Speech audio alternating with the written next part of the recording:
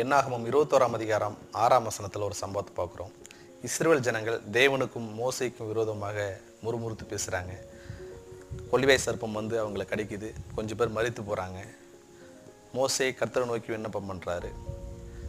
கர்த்தர் ஒரு கொள்ளிவாய் சர்ப்பத்தின் உருவத்தை செய்ய சொல்கிறாரு. அதை ஒரு கம்பத்து மேலே நிறுத்தி யாரெல்லாம் நோக்கி பார்க்குறாங்களோ அவங்க பிழைத்து கொள்வாங்க அப்படின்னு கர்த்தர் சொல்கிறாரு. கர்த்தர் சொன்னாப்புலே மோசே செய்தாப்புல பாருங்க. நோக்கி பார்த்தவர்கள் அத்தனை பேரும் பிழைத்து கொண்டார்கள். பாருங்க, இன்றைக்கும் இயேசு உங்களுக்காக எனக்காக சிலுவையிலே உயர்த்தப்பட்டு இருக்கிறார். அவரை நோக்கி பார்ப்போம், பிழைத்து கொள்வோம்.